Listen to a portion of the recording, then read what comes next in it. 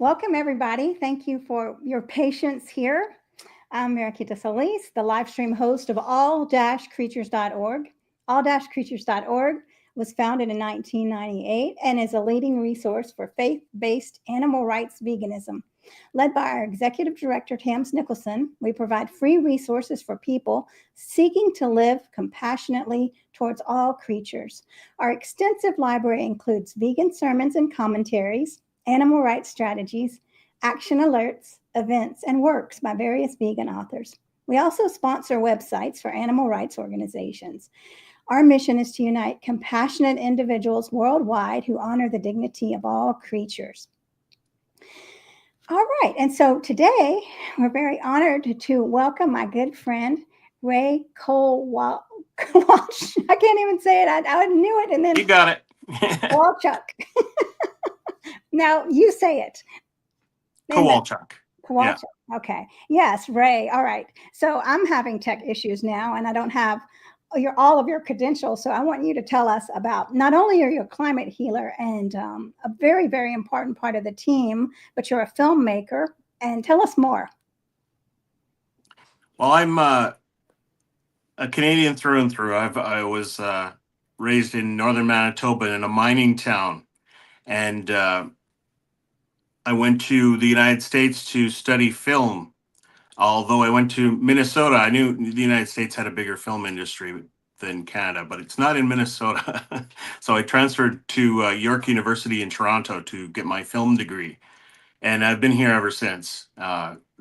This has been a very much the Canadian experience. Although I've been involved with climate healers since I've become vegan, and they're based in Arizona. So I've had my head in both the international community, locally, and especially locally now that I'm the director of the International Vegan Film Festival, which is based in Toronto. International Vegan, IVFF. That's right. Right. All right, great. Well, we want to hear more about that, but I want to thanks JJ for hanging in with us. And I know that BJ is trying to get over here. Hopefully, let us know if you're watching, everybody, where you're watching from, and if you're watching on the replay. So, Ray, tell me about your vegan journey. How did that begin?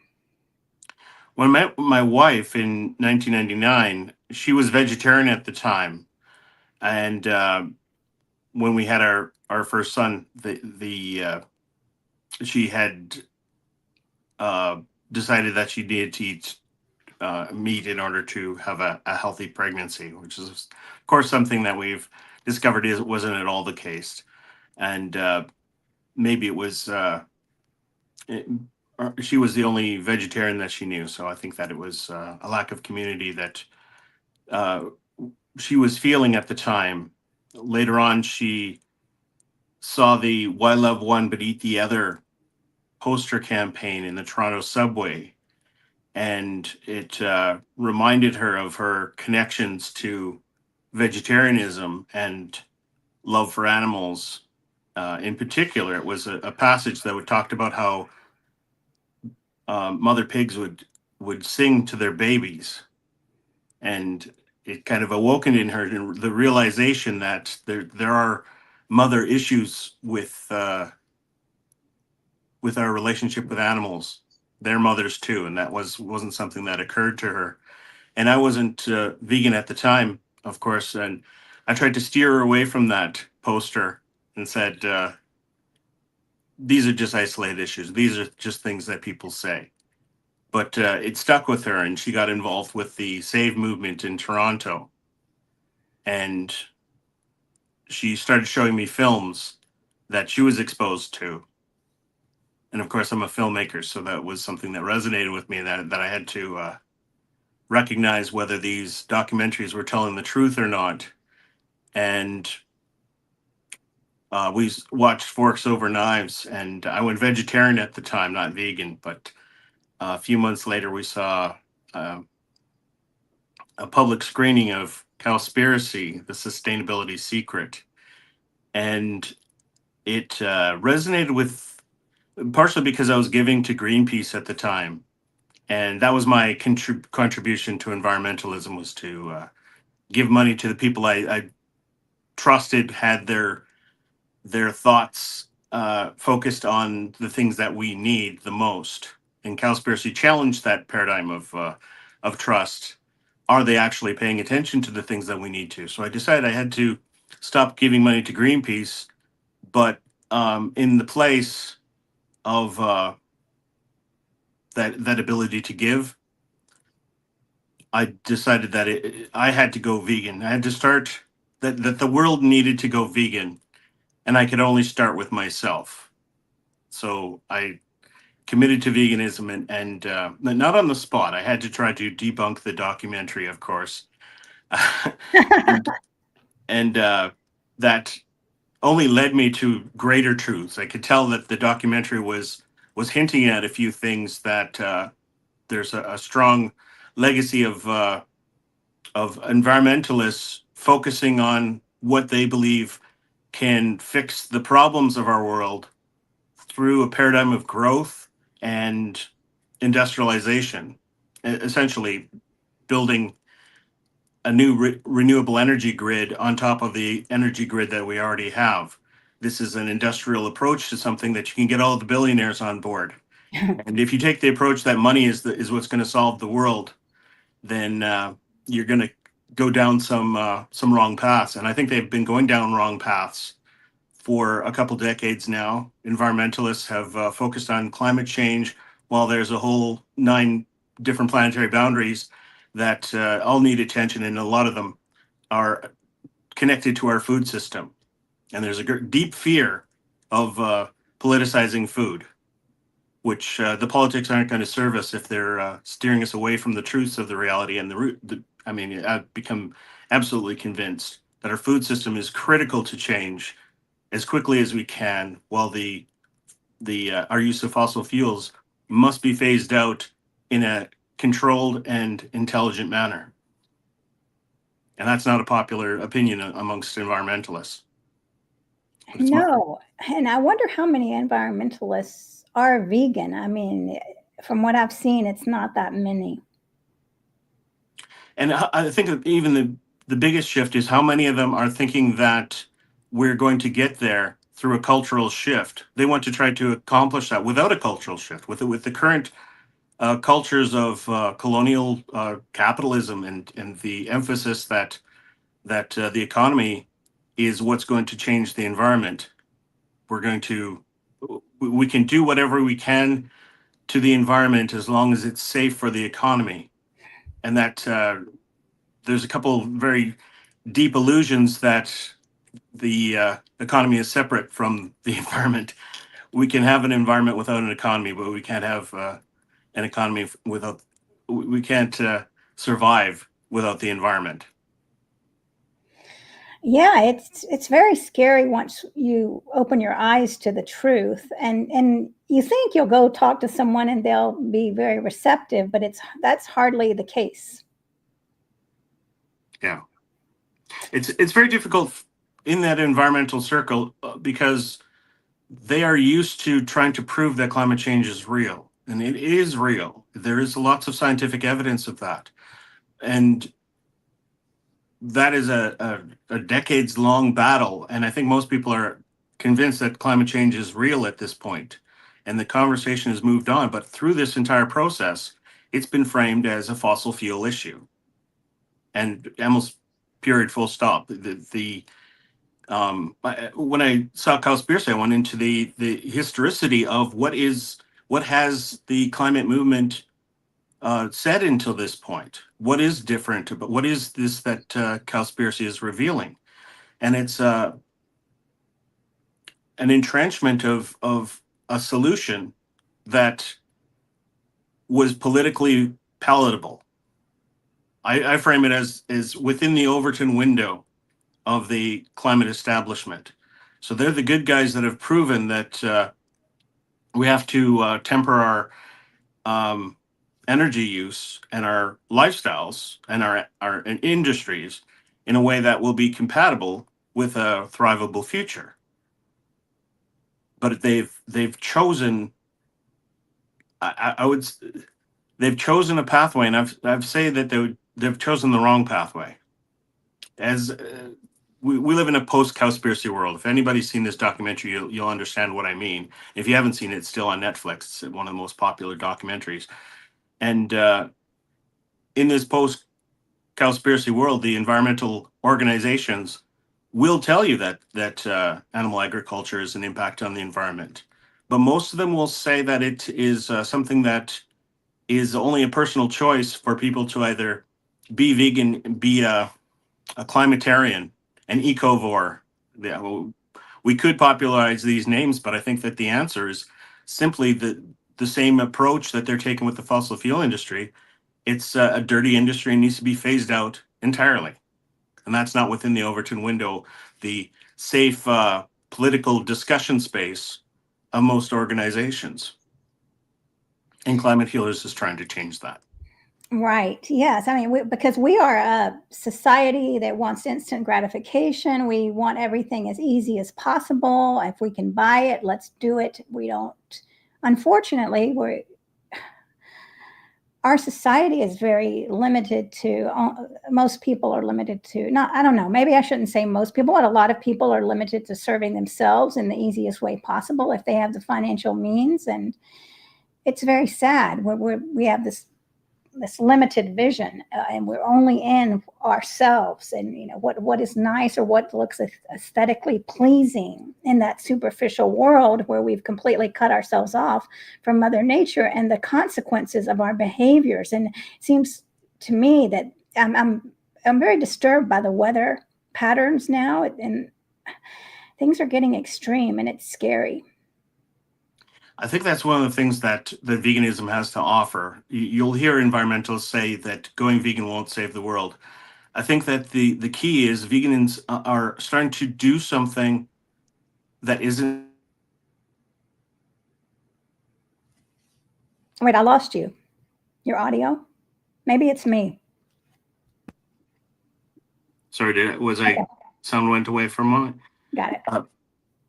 An authentic approach to veganism is to do something that isn't specifically benefiting yourself. To be able to put animals into your circle of compassion is a step that most of us haven't really taken. We have generally love animals and want the best for them, and we've constructed these blind spots that culturally we say, hey, what can you do? I would like conditions to be better for dogs and cats, and then we eventually focus on farmed animals, or try to avoid focusing on any animals that are culturally accepted as to be able to treat them differently.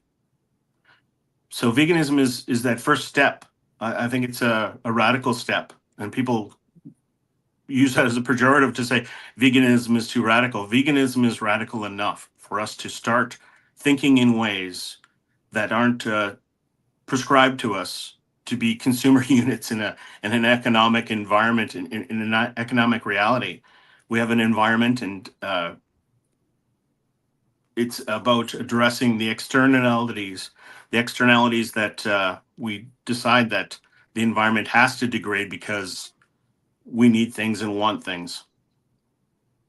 Right. Veganism really challenges your paradigm of want.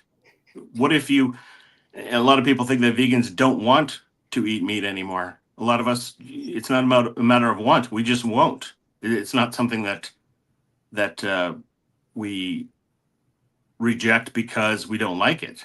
It's something that we reject because it's wrong. It is either we're aware of that is not a compassionate choice, and we can be aware that is an unjust lifestyle to slaughter animals that you wouldn't want to have any part of that, any complicity in suffering of animals.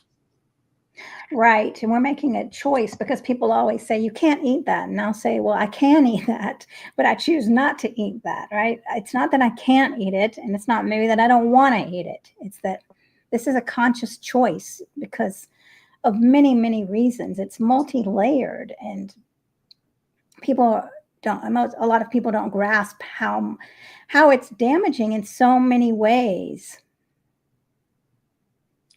I've been involved with a lot of animal rights organizations and environmental organizations, and Climate Healers is, of course, a synergy of those two, an intersectional movement, and messaging to environmentalists. And I think environmentalists have awakened to the realities that their lifestyle matters, that quite often manifests as seeking top-down change and joining a grassroots organization. Some of the ones that were mentioned in the Cowspiracy documentary, where they are grassroots organizations, but they are looking for top-down change. If policies are your focus, then you're only going to be able to accomplish what the current paradigm of government and society is going to permit. I've got a book called about activism that identifies anything that's policy driven as present oriented activism. It's something that you can accomplish today. And we know as vegans that we're not going to get any vegan laws in the next months. It's almost like politics will be a symptom that the vegan movement is winning when you start to see vegan laws. So you don't fight for vegan laws. You fight for an authentic grassroots movement where you change the society. And veganism has lots of the environmental movement to right size and shape our agriculture has lots of parallels with the elimination of fossil fuels and the switch to renewable energy. There's lots of parallels, but one that's very distinct and different is that we don't need top-down change in order to accomplish it. We don't need to have policies. They need policies because you can't, change your energy grid. It requires a huge amount of infrastructure. Whereas this isn't building something new. This is just stopping something that has been cruel and unjust and reflects a whole bunch of different ways that our society could be better. Right. And we're still living under the belief that we have to eat meat. So if we believe that, then I don't know when that would ever shift, because it's so pervasive everywhere that we have to eat meat, we have to drink cow milk. And how do you even battle that? What if someone was saying that there was a vegan that was depressed and said, it's no use. I've tried to talk to my family. My friends make fun of me and I'm depressed. I don't even know what to do. What would you say to that person, Ray? Well, the truth is on our side. And nobody wants to hear that. It sounds kind of smug, but it is absolutely true that if all the reasons for declaring the animal agriculture industry as essential will get into mythology very quickly. And if it doesn't get into specific mythology, it'll get into privilege. I frame it as a meat eating is a privilege. And then quite often people will say that veganism is a privilege, and they'll offer examples of how it's not available to anybody. But I think it's a great litmus test to say, if veganism doesn't fit, if you can find a situation where veganism doesn't fit, it's a great litmus test to say that there's some injustice going on there. If people can't afford whole foods and fresh fruits and vegetables, then something's wrong with the society, not wrong with their choices, if that's the only options that they have available to them. If they're struggling because of isolation, it's a matter of being able to get the healthiest foods to them. And we can do that if we subsidize the right foods. Right now we're subsidizing foods that we know are harmful to the planet and harmful to our health. And I think that that truth is coming out. There's a lot of evidence that the scientific communities are very much in tune with the truth. They're generally funded, and as soon as anything is funded, it tends to be corrupted with the politics. But they want to tell the truth, and we are hearing the truths. for anybody that wants to listen. That's the key. You know, we've known for a long time. We've known since Plato. Plato illustrated that if you have a perfect society and you start to introduce meat consumption into it, you're going to need more doctors because people will be less healthy. This isn't anything new. It's just something that is carefully shielded in our society, that meat has some sort of a health aura. And that's really something that's just a product of the last 100 years of organized and industrialized agriculture. Yeah, that's very true. I mean, I think about when the fast food, I don't know if that was the 50s or 60s, and everything shifted into this fast food and those little, whatever they're called, those little box dinners. And then, yeah, and I just went to the store. So I'm at my brother's house and I wanted to get just something good. And I got a big pack of lentils for $1.50, and then some frozen vegetables, organic, for, I mean, it was probably $3.50 or something. The whole thing was like $5, right? And so I had a little thing of couscous. So I mean, that's a very healthy and cheap meal that I hope that people have access to. So like the homeless people or people that are going through the food banks, I wish that they could have access to these other meals rather than this junk that where it seems like it's always macaroni and cheese and all this, when you could have something very healthy for a minimal price, and then you're going to stay away from the doctor. Yeah, there's a funny collision of ideas when people say that veganism is too expensive. Yet, you know, what somebody might call peasant food is whole food, is healthy, and they feel that it would be degrading themselves to limit themselves to things like lentils, you know, and which if you want to look at the science, it's the healthiest thing for us. Things like tempeh, which is fermented, but people will go, well, I don't like tempeh. Okay, well then what you're talking about is privilege, you're justifying the global animal agriculture industry for your preferences, and it doesn't actually have anything to do with health and nutrition. Right. And history points to that when meat was introduced into societies, like in the China study, all that chronic disease went up. So there's plenty of evidence there, and to dispute this idea that we have to eat meat. I can't even wrap my head around it now, since I'm at the point so far on the other side. It's hard for me to wrap my head around. And but I mean, that's all we can do is really be the voice. Mm-hmm. And I like talking to environmentalists because they are used to looking to empirical evidence, making evidence-based decisions, and they are aware of the Anthropocene as a geological epoch, but also like an understanding of where we are in the world, where we are in history, and we're at a point in time where we recognize that the impact of humanity is greater than forces of nature like the sun. We're not going to fool ourselves about that. But my challenge to environmentalists, not just to people who do it professionally, but your inner environmentalist. Everybody should have an inner environmentalist if they want to be connected to this world. My challenge is that the Anthropocene cannot be solved in a paradigm of anthropocentrism, where humanity is at the center of the universe and nature is just a place for us to exist, and everything in it is resources. These are the languages of our governments, of our even the United Nations that are trying to solve problems. They see the ocean as resources. They see the land as resources. They don't see us as part of those things, and that's the anthem of the Anthropocene. And the Anthropocene is just the age in which humans have the greatest amount of impact, and we can have a positive impact. The Anthropocene doesn't have to be a dirty word. It has to be ultimately where we wake up and mature to take that responsibility of stewards of the planet. And we do that with science. So we do it with things that never existed before. So if there's any kind of human exceptionalism, then it's that we have exceptional responsibility to do these things.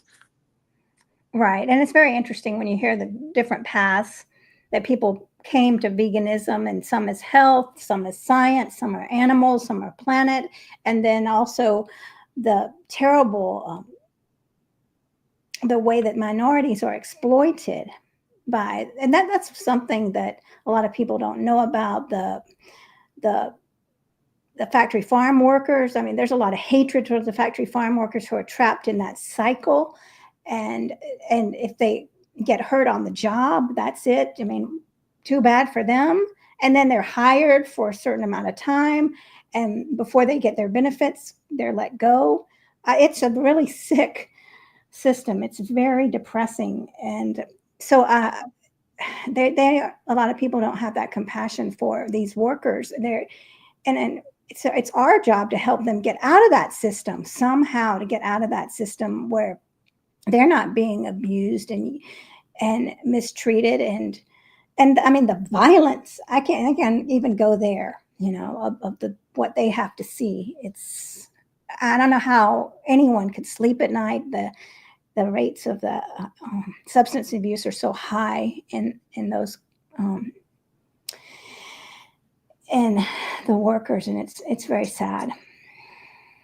What you talk about is the intersectionality between all these different movements, and all ships rise with the tide. If we could solve, I mentioned the circle of compassion earlier. If you can include the circle of compassion, and include animals, and include every race of people, every class of people, and try to find some sort of, if not equality, some sort of balance of engagement as one species. And that will solve the wars. That will solve the fight for resources.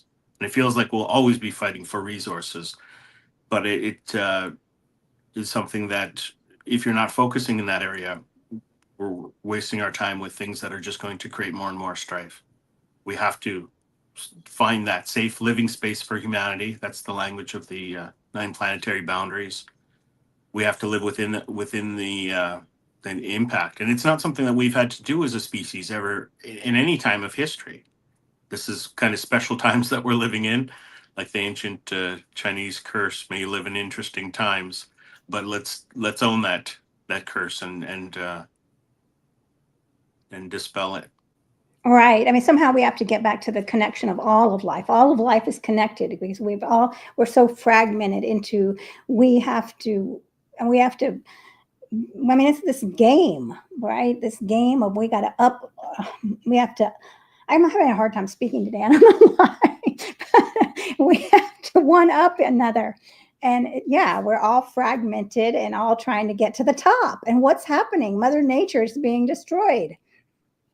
I think you're speaking very well today. We've covered so many different topics, and it's great how big of a spectrum it is that veganism touches so many different things. I've got the International Vegan Film Festival, which has different categories, and it's almost like little film festivals for each different category, because they're so diverse yet all connected by veganism, by an understanding of our relationship with animals and our food.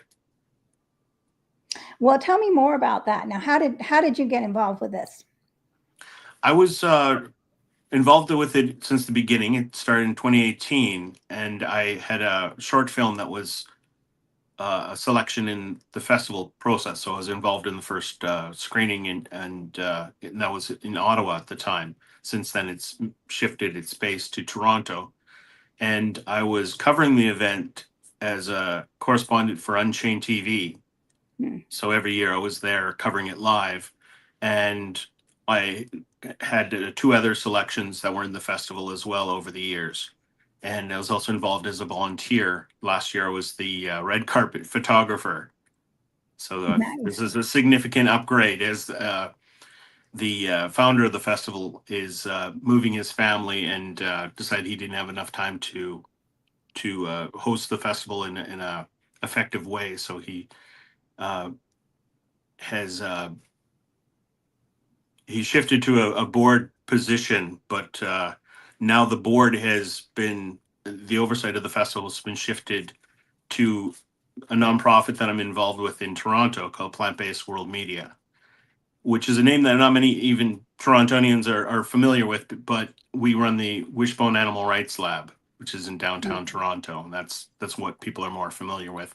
It's an event space that is made available and cheap for activists to host events or use it as an organizing space for activities in the Toronto area. And we hope for it to be a model, a prototype for other cities. Any city with a strong activist base probably could benefit from having a hub to focus their energies and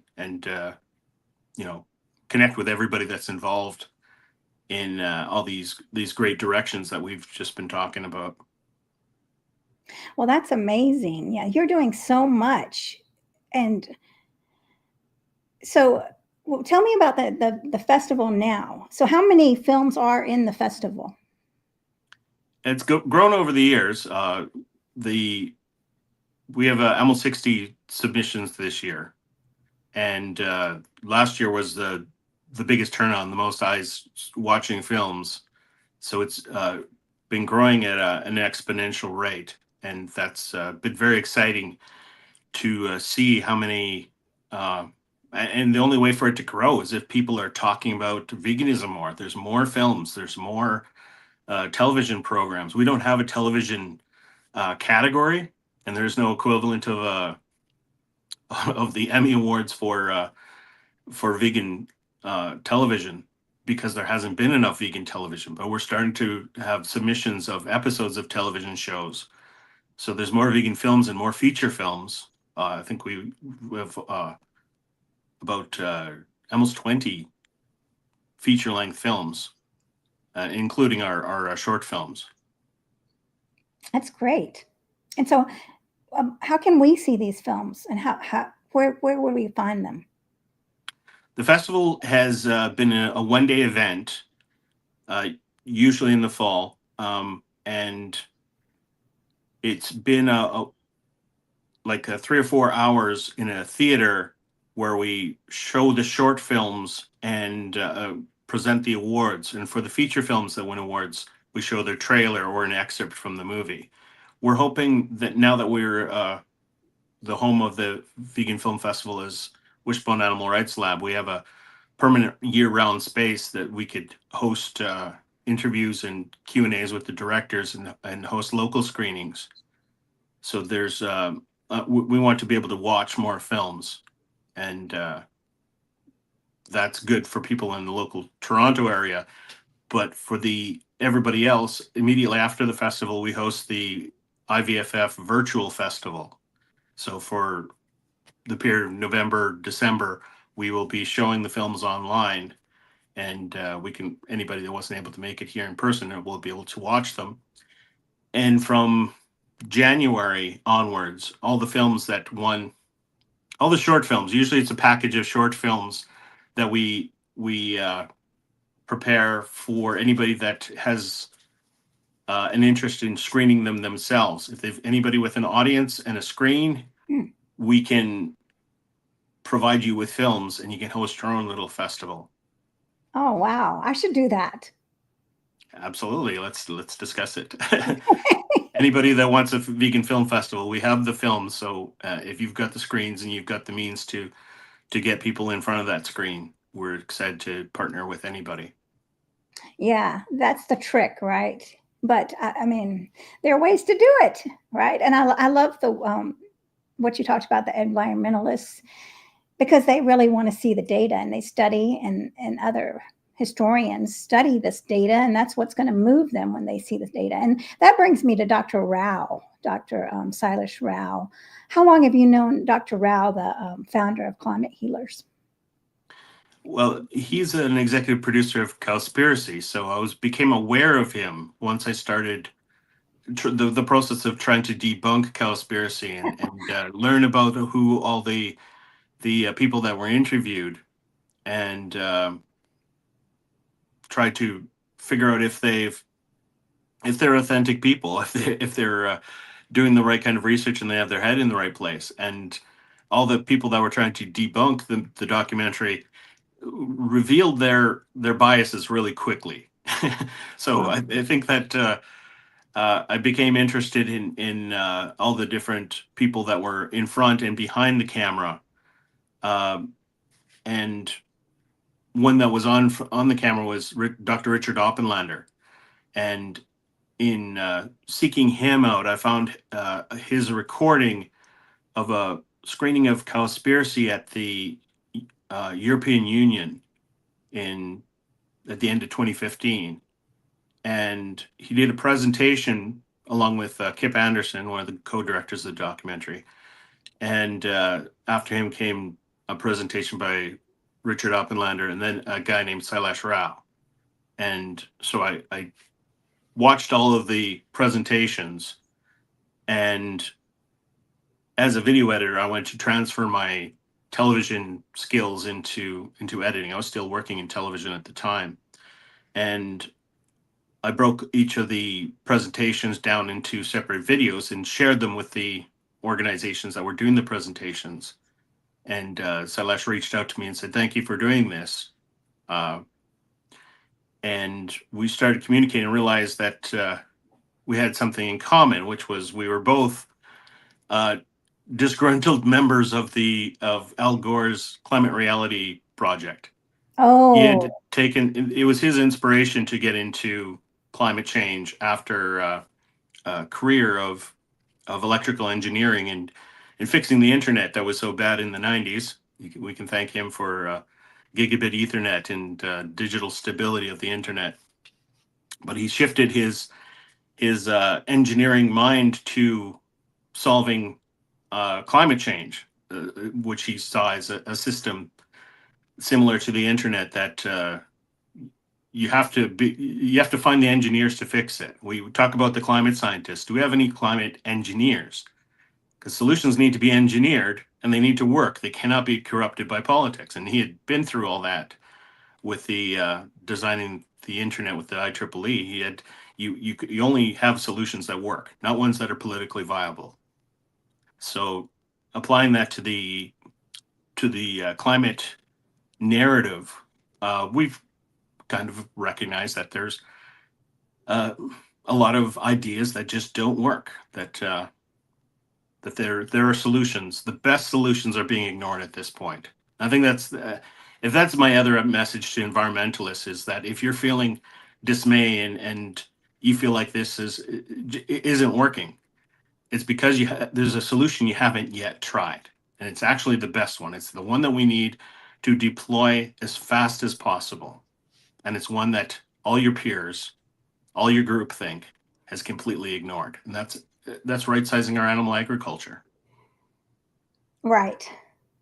And it seems very common sense. I mean, because when all that waste is dumping into the land and the water, our water systems, I mean, how can people turn a blind eye? But I mean, I know for a fact because I talked to, there was a booth set up here at a festival, and I went to, it was I'm not going to say the name of it, but it was an organization for the river. And I went and asked them about the waste. And they said, well, human waste dumps into the river too. That was their attitude. And didn't, just, Mm-hmm. it's very frustrating. I mean, it's just such common sense. I mean, right there in our face. And just to turn a blind eye, I don't know. It's very sickening and it's sad, but that's why we're doing what we're doing here. And thank God for the IVFF that's getting different ways, modalities of getting the message out is so important because people respond in different ways. And these two things are coming together in November because I've planned the film festival in conjunction with VCOP 23. So VCOP is the Vegan Convergence of the People, run by climate healers, and this is the 23rd iteration of it because it's a quarterly conference that's usually virtual. We have one coming up in 2 weeks, so check out, look for VCOP and join us. It's a online webinar. But the next one, that's VCOP 22. VCOP 23 will be in Toronto, and everybody likes to multitask. If you want to come to Toronto, we got the VCOP in person with presentations all day, and we'll probably watch movies in the evening. We haven't got the specific time frame and locations ironed out, but it is going to be what we're developing into World Vegan Day weekend. So World Vegan Day is November 1st, and it happens to land on a Saturday. But I think this is going to be something that will become a destination for vegans in Toronto for World Vegan Day. That's very exciting, bringing those two together. Mm-hmm. I wish I could go. Darn it, I don't think I can, but I'll be with you all in spirit. So, and yeah, VCOP 22 is coming up at the end of July, the 26th and 27th online. So everybody needs to go to climatehealers.org and register for that. Register early so you make sure you can get in. And it's a good dress rehearsal for the film festival, because one of our films from last year, Karn, the Unsustainable Footprint, is going to be screened there. So that's included in the price of your ticket. Oh, nice. Great. Yeah, definitely check that out. So if there's, I'm very confused about the time, Ray. I don't want to go over time. I want to respect what time is it? I mean, are we good on time? Are you good on time? I'm fine. Okay. I'm fine. Yeah. Well, yeah, because I don't know why I'm having time issues, but I am. All right. Nevertheless. So I want to hear, like, if there's a young person who's watching and has no idea about how to become a filmmaker, what would you recommend? Well, watch movies. and there's a big difference between the documentary films that share ideas more directly than the narrative ideas that sometimes we think of it as entertainment.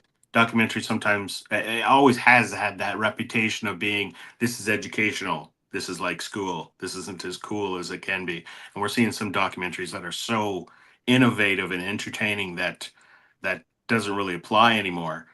But I'm excited about those about those non-documentary films that tell a narrative, incorporating values. And we know that regular films aren't just pure entertainment. We don't learn anything. We learn from Bambi that hunting isn't everything that its glamour has been set out to be.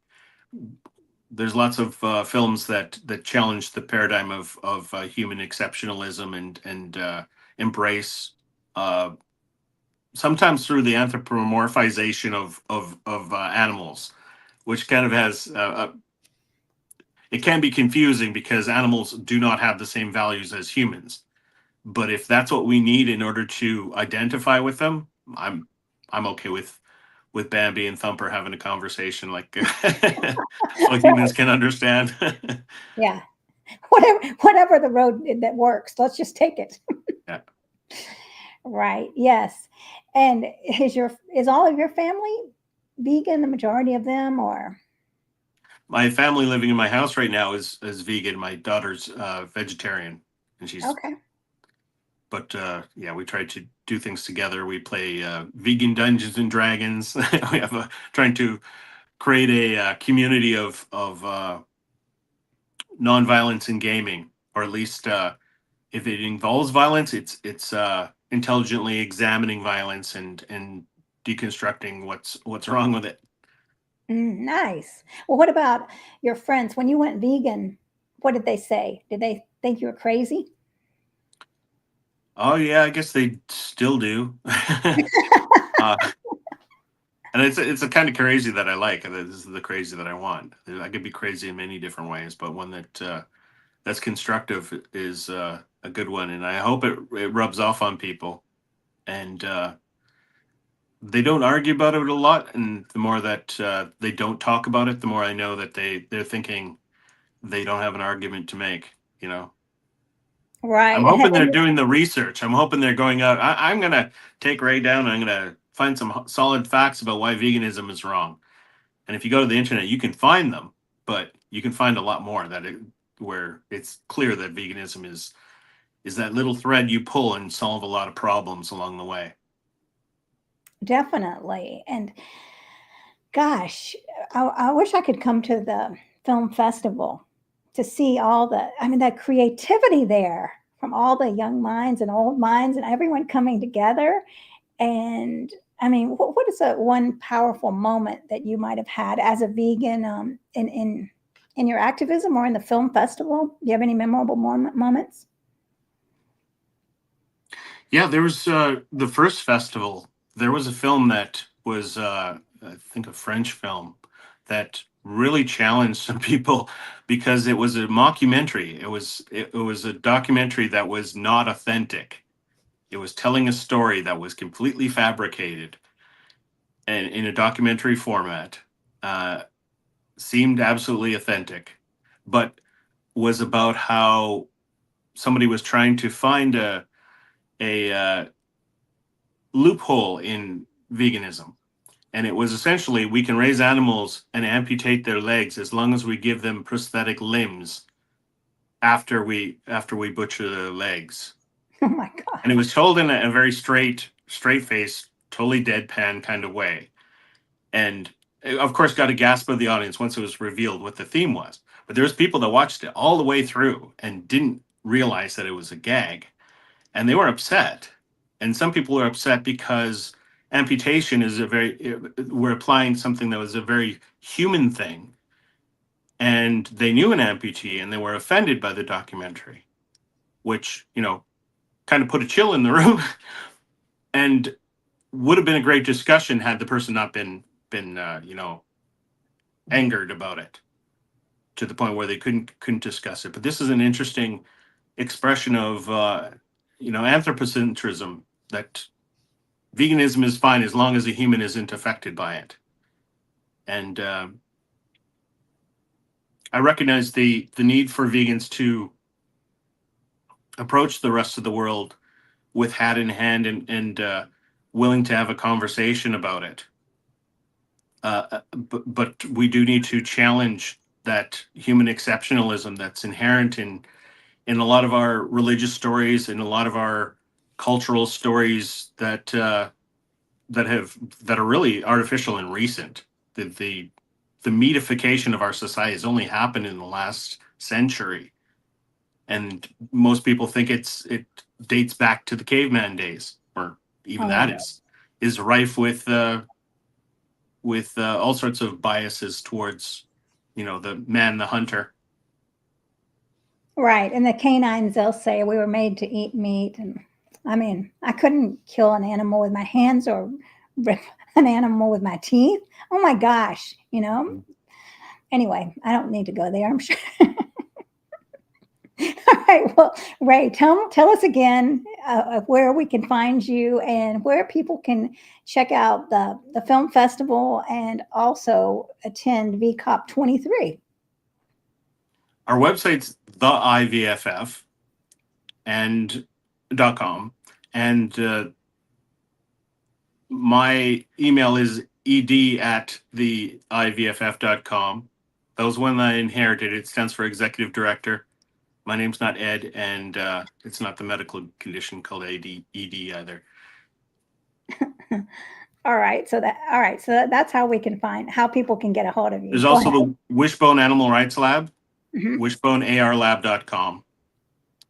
And Plant-Based World Media, as I mentioned, is kind of our nonprofit that runs it. And we hope to do the answer to young filmmakers, especially if we want to do vegan film. Reach out to me and I can connect you with the resources that we have with Plant-Based World Media and other filmmakers. And I think it's more than just a place to show vegan films. It's a hub where we can strengthen each other and find more ways. I think it's less competitive than the thousands of other film festivals that are out there, because we all have the same goal. And it isn't just to express our art, it's to accomplish very specific things within our society for the animals.